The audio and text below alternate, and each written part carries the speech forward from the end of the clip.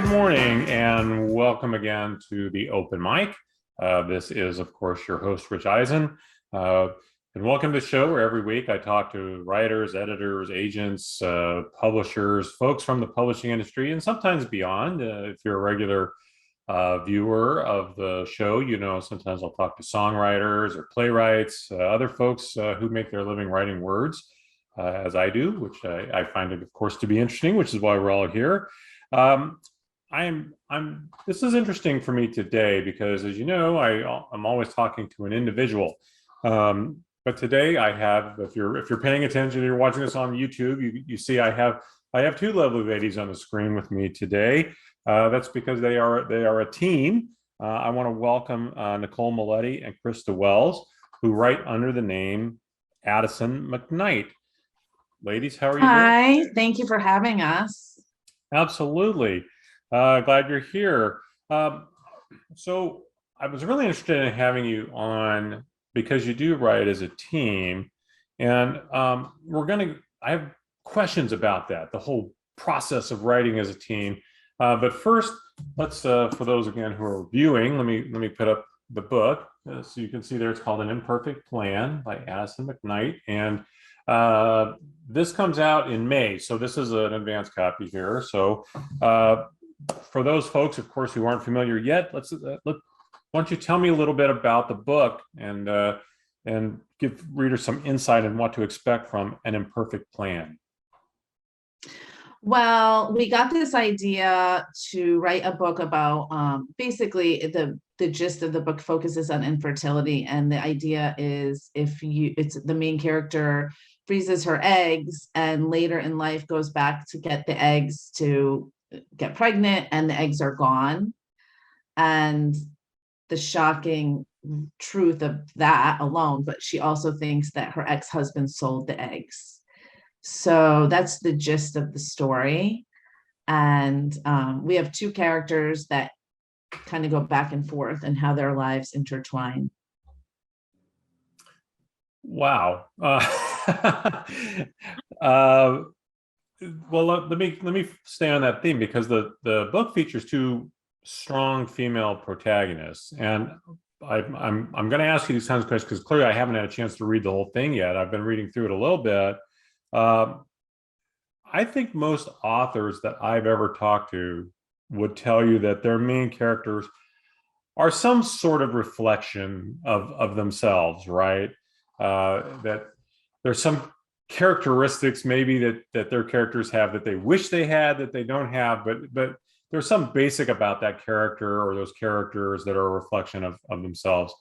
Mm-hmm. Did you guys take that process into writing this book as well? I'll speak to that. I think that my main character, I hope that people do not think that it's autobiographical. She's a little bit vicious and has a hard side to her. But I will say that I did personally go through infertility, secondary infertility. So I feel like even though the character and I are different, some of the things that we went through as characters were similar. So I feel that, and I had just learned that after we wrote the book, that sometimes people's first debut author often have a little bit of autobiographicalness. And I told Nicole that. I said, Nicole, are you anything like Colette? And she said, no. Oh, I'm maybe Italian. Just that they like chicken cutlets.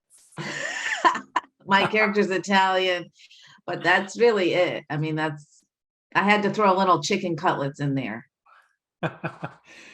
Well, now you've both been writing for a long time, but strictly in the nonfiction realm, magazines and online features. Why don't each of you tell me a little bit about your nonfiction work? Because Nicole, I understand you've written a lot in the space around beauty and fitness, and Krista, you've done a lot with parenting and writing for military and about military spouses.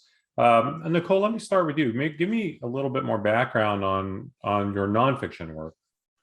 So actually, we both have written about parenting. I had a mom blog for many years that was like a satirical view of parenting, that I did partially therapy. I started it almost like therapy for myself, but also too, I knew one day I wanted to write a book, and I thought, I'm going to start this blog. This is like 12 years ago. Everyone said, if you want to have a book, you have to have a following. So I said, well, let me start this blog and get a following, which I did. And I had up to 1 million readers on some of my posts. It went viral many times. And then it was featured on, Scary Mommy, Today Show, Parenting. So it was a great success. But then after 12 years later, I realized I didn't necessarily have anything else to say about parenting as far as writing a book about it. So in the meantime, I had shifted gears. I'm a makeup artist, and I started writing about beauty, and I ended up writing as a contributing writer for Pop Sugar Beauty, which is the #1 beauty site on the internet, and Martha Stewart Weddings. You can't get any better than that. So I was like loving that. And then I got this amazing idea, and I roped Krista into, I'm like, let's switch gears and write fiction. Krista, I'll ask you the same question. Maybe give me a little more detail. Yeah, on that's your background. exactly how it happened. Nicole and I actually met at the hairdresser talking about how we were both writing blogs for different mother audiences. I was writing for military spouses, and I started writing for Military Spouse magazine about 18 years ago. I had a column because I felt that a lot of people had life coaches and executives had coaches, but the military spouse community didn't have coaches. So I started doing life coaching articles for the military spouse community in all different publications, and did that for about 17 years. And then Nicole approached me and said, let's write about fiction. And I think the common denominator was that she was writing to people that were really trying to perfect themselves outside, to look beautiful for their wedding, to be the perfect parent. And I was noticing a similar theme with military spouses that were trying to hold it all together. Their husbands were deployed, and they were just trying to kind of create this idea of perfection, and that, like, how do I juggle all of these roles as a mother, oftentimes a working mother with young kids. And so the common theme that we were noticing was, why are these cultures of such different cultures of women both striving for perfection? And that's what led to the genesis of An Imperfect Plan. Well, I do find that part interesting as well. I mean, the idea of perfection and maybe some of the expectations that we place on women in our society, they're clearly different than for men.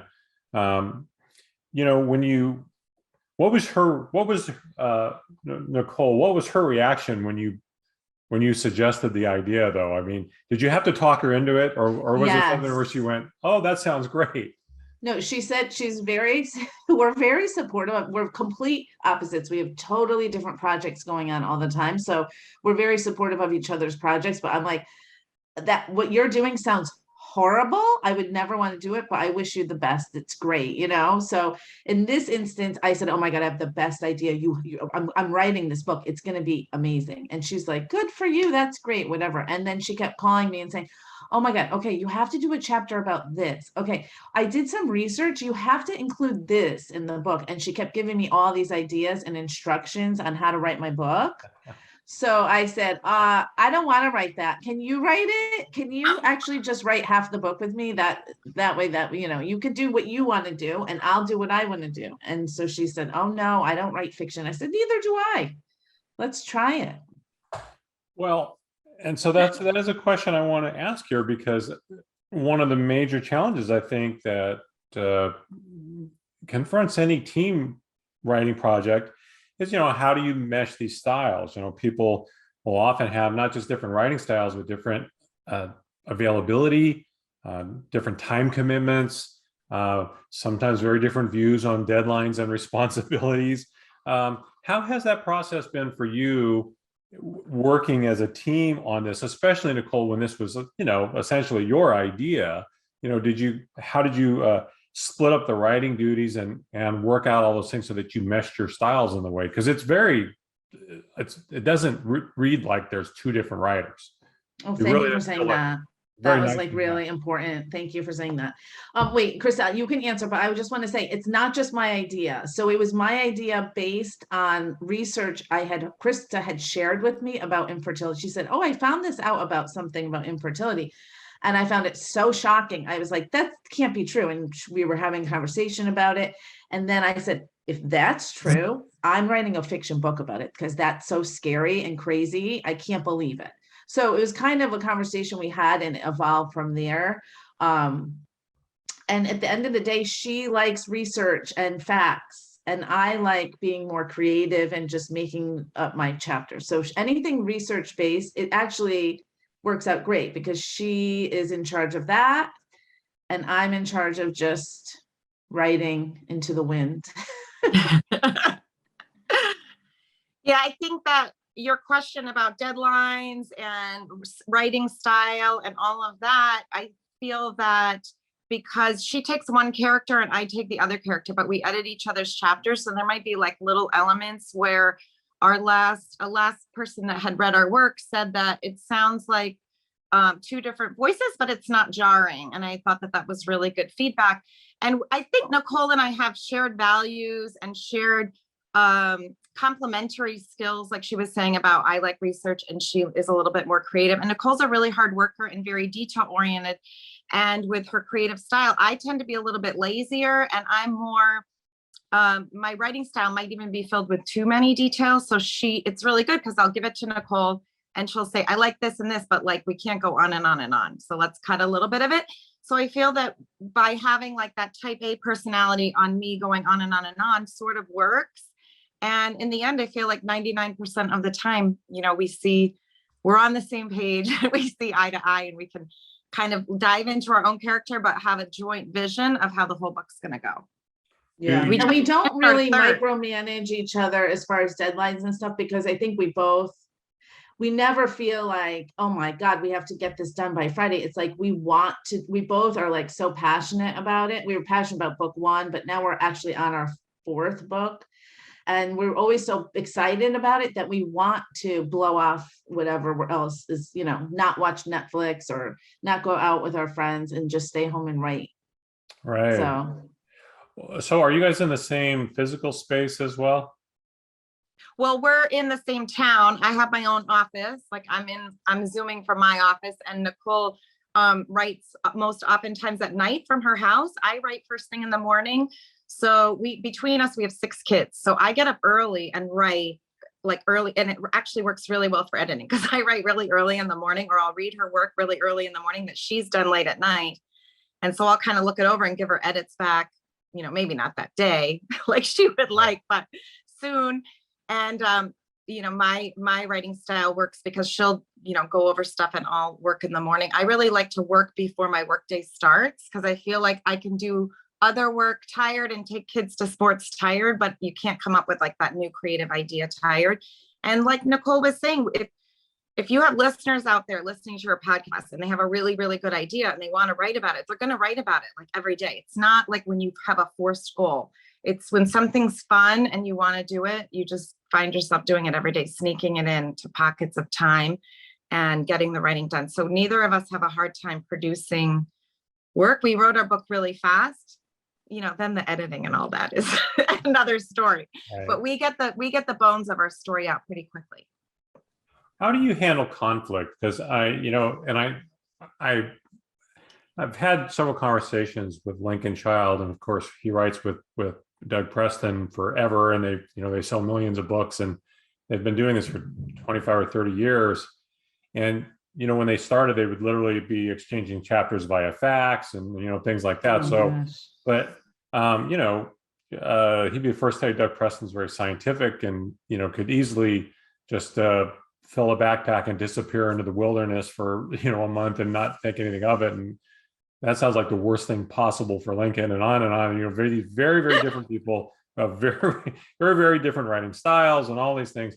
And he says, "Oh yeah, we have conflict. We'll yell at each other and all these things, but they always get over it. And they're still great friends, and that's just the way that they operate."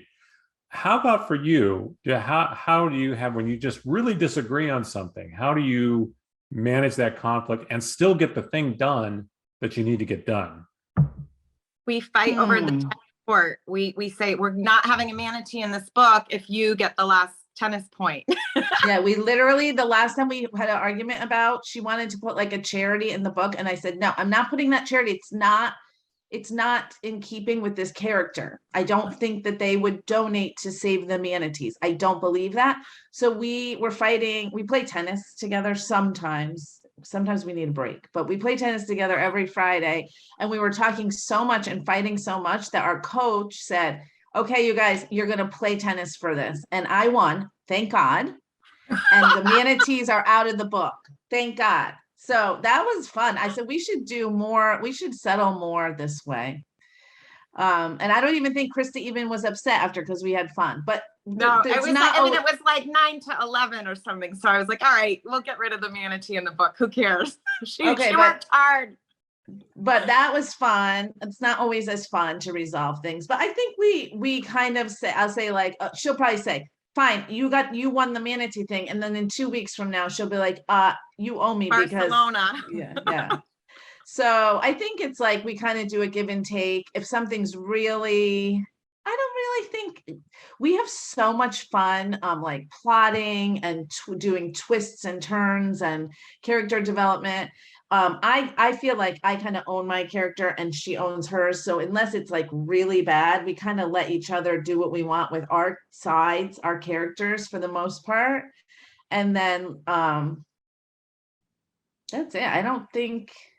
Well, at that point, you've got it resolved and you just move on to something else, right? Yeah. How it is. And you know what else? Sometimes we say, like I say, I don't believe anything that's happening on this page, but it's not like I'm going to fight about it. And we say, let's just let the editor, or I'll say, okay, Krista, I'll wait 3 months. And then the editor will tell you what I just told you. Yeah. We do that to each other. Like we say, fine, leave it in. I think it's bad, but leave it in and see if the editor lets you let it go by her. That's our tiebreaker. I was actually going to ask this earlier, but I'm going to circle back to it now. I think it's still relevant. You know, how would you describe the transition for you from writing in shorter forms, whether it's blogs or magazine articles or anything like that, to a full-length novel? Was it because, and one of the reasons I ask that is I have seen some very successful authors say, you know, nobody should ever start out trying to write a novel. It's way too hard. You should write short stories, or you should do blogs, or you should do something that essentially trains yourself, you know, for all the things that come with writing big projects, deadlines, and you know, writing when you don't want to write, and all that kind of thing. Did you find that to be the case for you? Were you able to take the skill sets that you had writing in the formats you were writing, and did you have to change anything, or did all of that, was that transition smooth for you in writing into longer formats?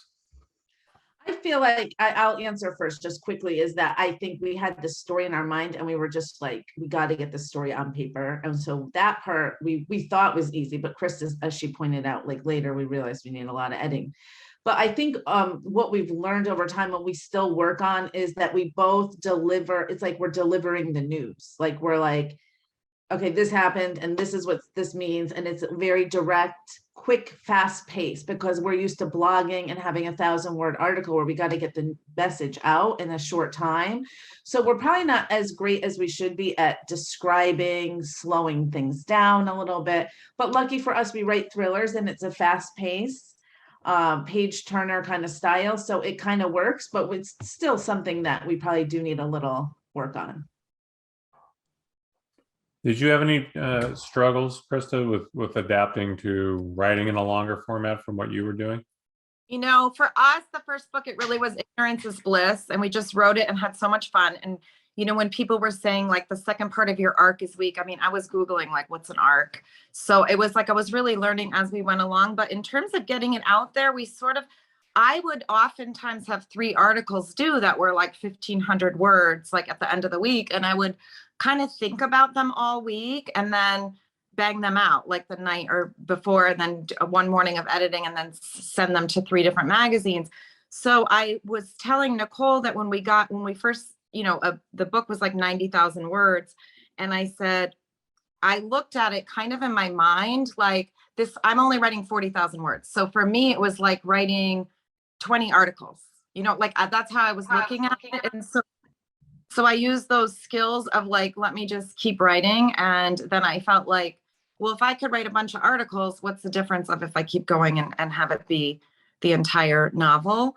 And so I think that skill set, just in terms of like thinking about, like oftentimes Nicole and I won't write for a couple of days, but we'll be thinking about stuff or talking on the phone while we're driving our kids to sports. And we'll say, what do you think about this or that? Or I'll research while I'm waiting for my kids in line, like, you know, what happens if a body falls in a well or something, you know, and I'm on my phone researching it. So I feel like it's not all writing time. A lot of it is thinking and then writing, which is the same as nonfiction. You just touched on something I think is every writer's worst nightmare is like, you know, the CIA will look at I know my Google history and then be like, are you a serial murderer? You know, what's going on here? We get some strange mail at our house. Tell me about Lake Union Publishing. How was your experience there? We've seen, you know, the industry just keeps evolving and evolving and evolving. And whether, you know, there used to be only, you know, one set of, you know, traditional publishers, and then everything else was considered to be something much less. And in this day and age, that's not the case. There's really great publishing houses of all kinds up and down the spectrum. Tell me how was your experience with Lake Union? You know, is there anything that you would, you know, share with writers who are considering that as a possibility? Our experience has been amazing so far. And most importantly, I think we both, like Krista said, we have 6 kids between us, and we also have 6 jobs between us. The thought of having, although we wanted our book to get published and like, this is like a dream come true, we were very, I think, both scared about, God forbid, how are we going to have to go on some book tour and we're going to have to leave all these kids and jobs, and like, so we found out that Lake Union was interested, and that they said, we are the #1 book publisher and book seller in the world. And, you know, we don't need your help. You don't need that following I had been working on for 12 years. They were like, we don't care. We don't need it. And you don't have to go on a book tour. We were like, where do we sign? That sounds amazing. So that for us as moms and people, I'm a real estate agent, a makeup artist, and I do my side writing. Same, Krista also has 3 or 4 jobs. So it's like, we can't leave and go do like a month tour. So that was, I think priceless. How did you see it, Krista? Yeah, I thought very similar to Nicole. And, you know, at first, I think every new author, like I believe in vision boards. So I'm like, let's make a fake cover of our book. And, you know, you dream of being on the New York Times bestseller, like every author probably does. But then we thought about what is realistic for us, because we're new authors. So, you know, like she said, I have middle school kids. I can't leave town. They have games. They have things that I want to be there for them. So as much as it looks so exciting before COVID for people to travel around in these small little amazing bookstores that I've loved going to my whole life, so I really appreciate the independent bookstores, I felt that for us, it just made more sense to go with Amazon, because it was a way to get books in, you know, out to a broader audience than the work that I was willing to be able to put into Twitter and marketing and doing a book tour and PR and being on shows and TV. And I'm excited that we're on your podcast, but I feel that we can do that from the comfort of our own home versus being on the road, you know, being on the road and trying to market our own book all by ourselves. So yeah, I agree that for us, it was a great fit. That I like to ask writers about the marketing thing, because I think the reality is in the modern day, unless, you know, your name rhymes with Stephen King, and it doesn't matter if you're with Macmillan or Penguin or Doubleday or whatever, those folks, again, unless you're already a big name, you're not going to get a big marketing budget. They're going to expect you to do a bunch of the marketing anyway. And if anything smaller, you're going to do almost all of it. Did you, how much of the marketing per se are you involved in? Have they asked you to be involved in? Like, as you say, it wasn't where you could go off and leave town, but do you do other social media campaigns, or, how much of it are you involved in, and in what ways? Well, I we're would still say kind of, I would say we do not a little bit of marketing, but our focus is really on telling our next story and getting that story out. And I feel that when we do marketing, it's authentic marketing. Like Nicole just did a story with a friend of hers, and it was something that really felt like something fun that she wanted to do. And when we post on social media, it's something that we're enjoying. It's not like we're feeling forced to connect with people because we have to sell books. It's more of we just do, what interests us. And then I'll let Nicole answer. and we do have a few events lined up, and we don't know, like we're new, we're debut authors. This is all new for us, but we do have some events planned for our part, for the book launch. We've connected with some local bookstores, and so we're definitely going to do that for sure.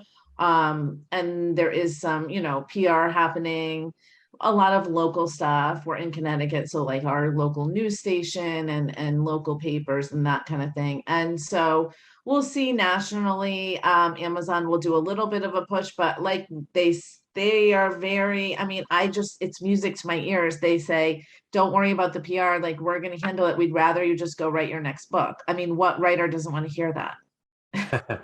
Right. So 100% on that one. The other question I have for, you've known, as we've noted here, your characters are two strong women. You deal with issues of fertility. I think, and this is probably putting the cart way in front of the horse, because, on a debut novel, you're not really maybe worried about being pigeonholed. But when you start talking about writing your next book and thinking longer term, what do you see yourself staying in this space? Because I think it would be easier for folks to say, oh, well, this is only women's lit, and they don't think about it as thriller or something along those lines. And I'm not sure I'm asking this quite the way I want to. What I'm asking is, I suppose, is did you think about how is this book going to get placed on the bookshelf? How do we make sure it gets placed where we want it to be, instead of where somebody might presume it to be because it's got female characters and deals with fertility? good question. I think that we kind of settled together. She and I were so new that we settled on the judgment of other people that knew more, that were in the industry longer, and they told us that our book was a hybrid between women's fiction and thriller. So we really kind of market it as a hybrid. And our other books, I feel, are not all about infertility. The book that we're writing right now is not really about infertility. I don't know if it will get weaved in some way, but as of now, it's not. And our second book isn't about infertility. So I feel that we're kind of in that hybrid space of that. Yes, the protagonist is a female, but we're kind of open, and we do like that page turner style. One of the things that we love is connecting with other authors. And so as we read and learn and talk to them, we learn more about different, we like to connect with other women's fiction and thriller authors. Okay. So I only have one more question for you. And as I hinted around before we started all this, I like this to be a fun question. In a way, it's two questions, because I'm going to ask you separately. I always like to say, presume I had the power to put you in a room for a conversation, dinner, a drink, whatever, with any one of the following three people. Who would you choose and why? And I'll start with Krista, and then I'll ask Nicole the same question. Your options are Dr. Benjamin Spock, Ma Barker, or Jackie Kennedy. Nicole, you're getting a little bit of an advantage because you'll get to hear her answer first. But Krista, I could put you together with one of those three people. Who would you choose and why? Jackie Kennedy, because I would want to know what to wear to my debut author party.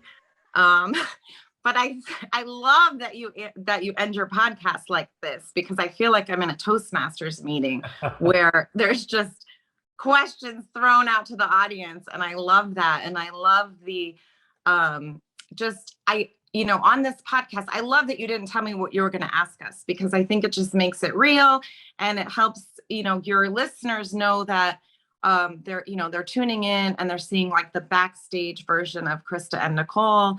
And so it's been a lot of fun. I've really enjoyed being on the podcast, and you're doing a great job. Oh, well, thank you very much. I appreciate all of that. Nicole, I'll remind you, Dr. Benjamin Spock, the baby doc, who I grew up, of course, that's my generation. Ma Barker, the famous gangster mama, I guess. I can't think of a better way to describe her. And then Jackie Kennedy, who needs no description at all. Well, obviously I come from the beauty industry. So what do you think I'm going to pick? Jackie Kennedy, fashion and beauty icon. But also too, an interesting fun fact. So I went to Fordham University for writing, and I had to take an elective, like I needed like one elective to graduate, and an elective that I took the class was called Who Killed JFK? Oh, wow. And it was like the best class. It was so amazing. But I'm like became like obsessed with the Kennedys after this class. So this is a guy who was teaching the class at Fordham that had like dedicated his entire life to this. So I know a lot about it. So I would have a lot of questions for her. And I agree with Krista. This has been so fun, and I'm so happy that you squeezed us into your very busy schedule. We appreciate it. Oh, well, I'm very thrilled to have had you. I will, Nicole, I'm going to offer you a book recommendation. I don't think I've ever done this before. One of the writers that's been on the show a few different times, a gentleman named Dick Belsky, writes multiple different thriller series. He lives in New York City. One of his books from about maybe 10 years ago now, I think, is called The Kennedy Connection. Oh, okay. I'm going to write it down. I'll send you a link. I'll send you an email with a link so you don't have to write it down. But Dick's a great writer, former New York Post and NBC News editor for many, many years. Big Kennedy-ophile.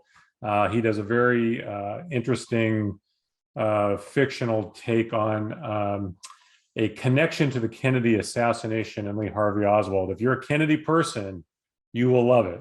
Oh my God. Okay, great. Thank you so much. Dick's a great writer. Dick, if you're listening to this somewhere, I'll give you a salute. You are one of my favorites. So anyway, well, ladies, thank you again. Krista and Nicole, thank you. I'll remind everybody, they write under the pen name Addison McKnight. The name of the book is An Imperfect Plan, and should be available in May. So I'm sure you can pre-order it, Amazon, wherever else you get your books. If you wanted to support a local bookstore and order it through them, that'd be great too. As always, I am Rich Ehisen. This has been the Open Mic. Please, if you haven't hit the subscribe button, please do that.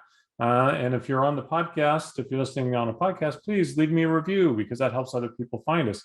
And my goal here is always the same. It's to help writers at all levels connect with other writers, learn a little bit about what they do, how they do it, their perspectives. Not sure I'd be spending money on big, expensive craft books when you can just talk to wonderful, dedicated folks like these two. So until next time, like I say, I am Rich Ehisen. Until next time, I'm just going to leave you with one last thing. Tomorrow, not promised to any of us, so make today count. All right, see you next time on the Open Mic.